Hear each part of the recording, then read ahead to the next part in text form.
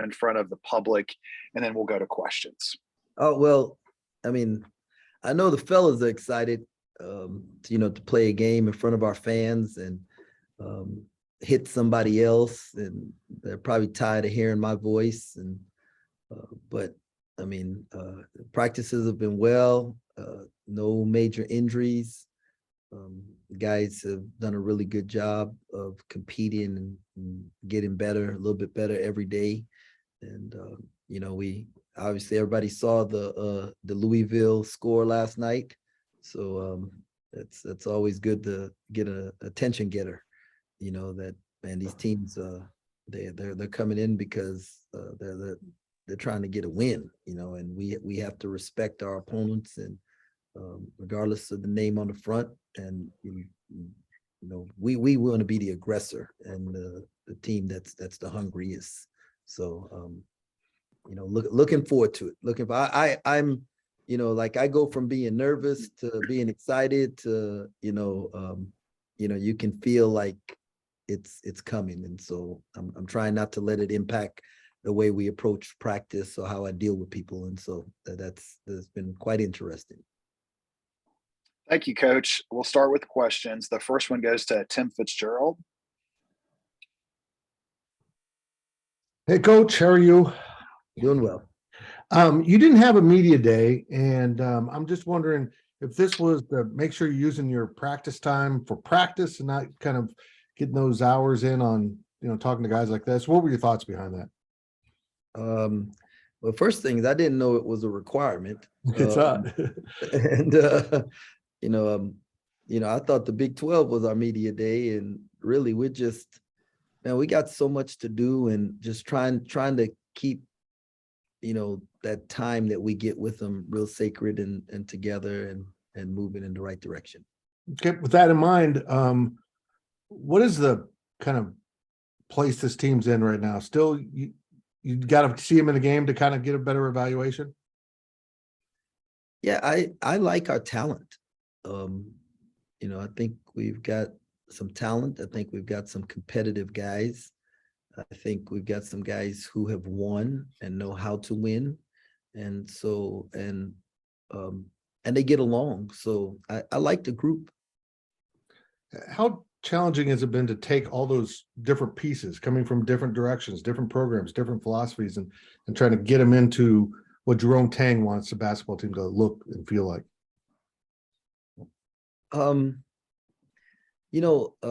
I think that's the key, how quickly they can figure out what it is that I consider good basketball, and because there's a lot of ways. Like we always say, there's a lot of ways to get to 4. So 2 + 2, 2 × 2, 3 - 1, 3 + 1. And no one way is more right than the other. It's just, how do we want to do it? And how do me and the staff see us accomplish and get into 4, and the guys understanding that. So that's going to take some time. Thanks, Coach. Appreciate it.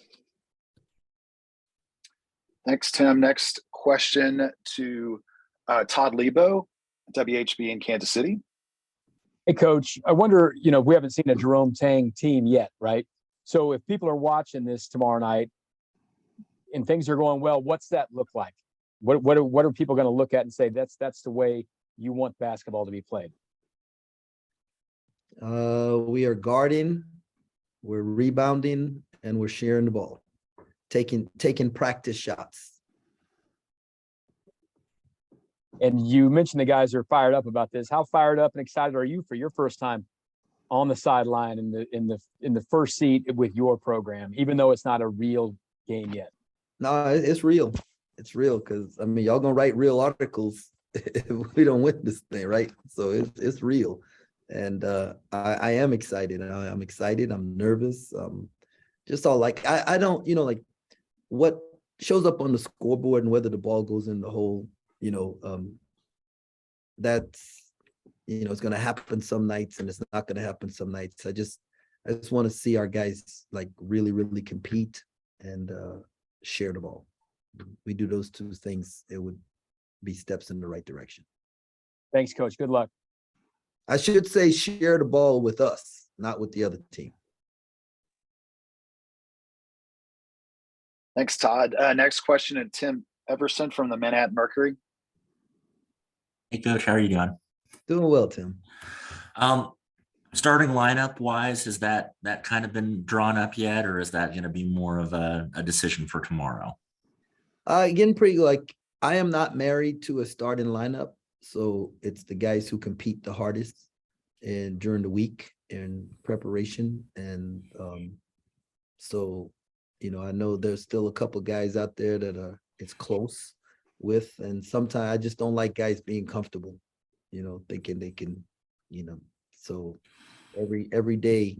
And I learned this from Dave Aranda, and I think I've heard Coach Kleiman say it a couple of times that, every week's a new week, we're a new team, and so after every game we start over, and you gotta bring it, right? And as we build to where we want to get to. And don't know the starting lineup right now, but pretty honing in on it. And then are there any guys that you're looking more for a red shirt situation this year, or is that another kind of decision for a little later down the road? Well, it's going to have to happen after this exhibition. And, the good problem we have right now when you're building a program, thinking big picture, is when you're wondering, man, I don't know if we're going to be able to redshirt these guys because they're doing so well. And those are the guys that you want to redshirt. Is you want to be able to redshirt good players. You don't redshirt bad ones. And so both Dorian and Taj have had us as a staff wondering, can we, or can they contribute to winning right now? But, I firmly believe that Taj, Dorian at 22 are better than Taj and Dorian at 18. And so I wouldn't want to burn this year for either one of them. Unless it was good business for both of us. It's good for them. They're playing consistent minutes and they're helping us win. And, and we're able to win games. That would be, that's the tough question we're having to dig through as a staff right now. Thanks, Jerome. Good luck tomorrow. Thank you. Next question to Kellis Robinette from the Kansas City Star. Hey, Jerome, thanks for doing this. I know in the past you said we'll, focus on defense and we'll figure offense out when the season gets going. Do you know yet what kind of your identity is going to be when you got the ball in your hands? We're going to throw it to the open person and take practice shots. That's a simple. Basketball is very simple, right? It's just hard to do simple. And our goal is to do simple better than everybody else. And if we will shoot practice shots, we're going to be pretty good. It's when we take shots that aren't practice shots that, that's what's going to hurt your team. And so getting everybody to buy in to moving the basketball, moving their bodies and letting the open guy take the shot. That's what's going to come down to. How much development have you seen out of Desi Sills since he joined your program? Oh man, there's been a blessing. First of all, he's a winner and a competitor. And he really knows how to communicate out on the basketball court. And his energy level is contagious. And you just seen, just multiple guys' competitiveness and energy is picked up since Desi's been here. And, part of that is that, we have another guard, which means somebody's going to have to be on the bench when Desi's on the floor. And so that stirs the competitive juices, really well. But I'm so excited to have Desi on the team. And one more for you. What's the main thing you stress with your big guys when they're in there? Do you stress defense, rebounding, offense? What do you like? What's the one staple you want out of that spot? Man, I want them to be to put pressure on the offense by rim running in transition. And then I want them to set really great screens and rim run. Like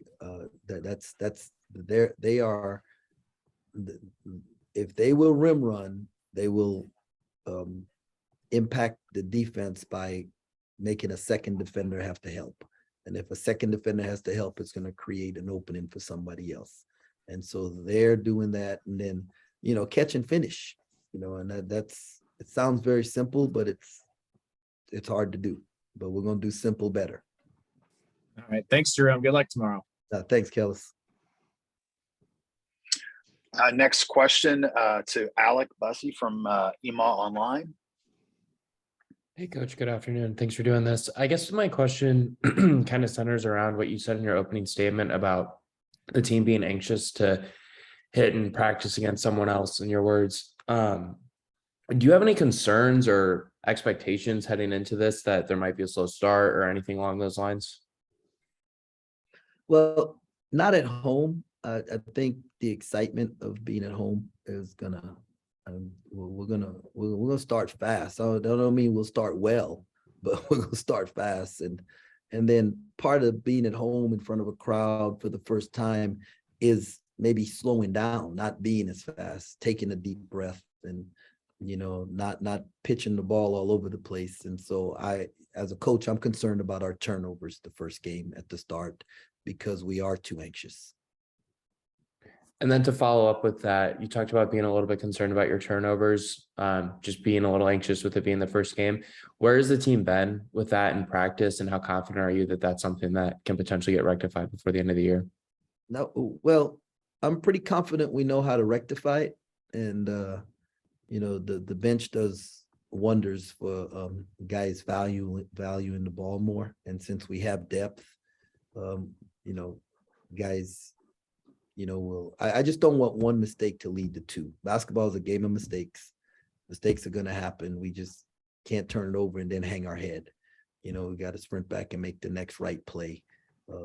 Those things. And so they're going to happen. But I do feel like we've got enough ball handlers and good basketball players that we could be a low turnover team.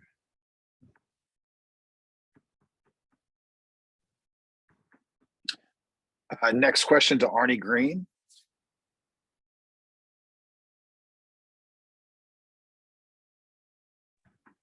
Unmute yourself, Arnie. Sorry about that. Still getting used to this again. Just curious about going into this game. Is there anything in particular you're looking for from your team, and maybe some answers going into the regular season? Yeah, we're gonna hopefully try and get a better grasp of who we're gonna redshirt and who we're not. Are we better with 3 guards on the floor, or 2 guards and 2 wings? Those are some things that we're gonna look at. But I think more importantly is just to see how these guys respond to fans in the stands. And like the scrimmage we did that was closed, and they didn't, so none of their families could send them text messages to find out why they weren't playing or why they turned down that shot or any of those things. This is going to be their egos for the ones who aren't going to play as much as maybe they thought they were going to play. They're going to have to check their egos and be great teammates and all those. So there's so much that you're looking at in this first opportunity. If you're asking on the floor, I want to find out, what we're better at, as far as what lineups. And then, off the floor is how do our guys respond to playing, not playing, good plays, bad plays, being in the huddle with fans and cheerleaders and the band and all of that, just kind of get that out the way. You also talked about you have some depth. It looks like anyway on paper you got pretty good versatility too. Is that something you're kind of exploring now, where different players can fit in different roles?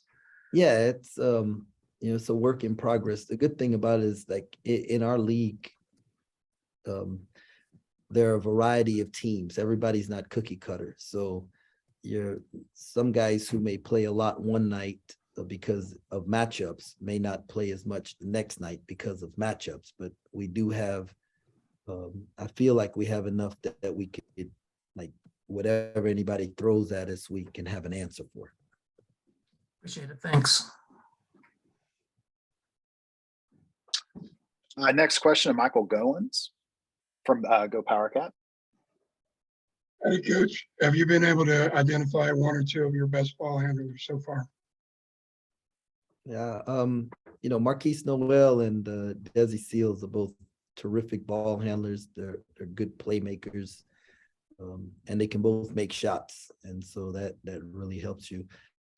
Cam Carter is developing and continuing to develop, learning to really value the ball, but he's really shooting it at a high clip right now in practice. So interested to see how that translates to the floor. And it sounds like you expect to be multifaceted. Do you think you see envision going 9 deep and having kind of some specialty guys? In the private scrim practice, we played 11, and tomorrow I think we'll probably play 10, and then we'll see what happens from there. Appreciate it, Coach. Next question to Ben Boyle. Hey, Coach, you mentioned the scrimmage with SIU. A couple takeaways from that, like what did you like the best and what did you see that you need to work on the most coming out of that? Well, what we need to work on, continue to work on is our turnovers. We had the kind of turnovers that we've been highlighting in practice, like, hey, we have to get better at these things.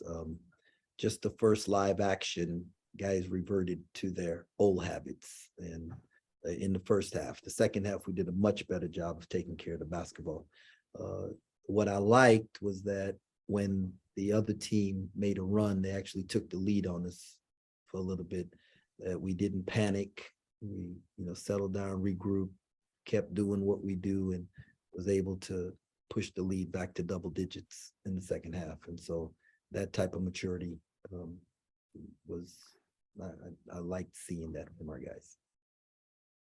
And what would you say, like percentage wise, of your offense, sets, inbounds plays, all of that you've got in right now? I don't know. I'm trying to figure out, are we going to be a sets team, or can we just play basketball? Do they know how to play, the right way and with each other, and how much of that? And so, if we can't, then we're going to have to put in more sets. And so how many more? I don't know.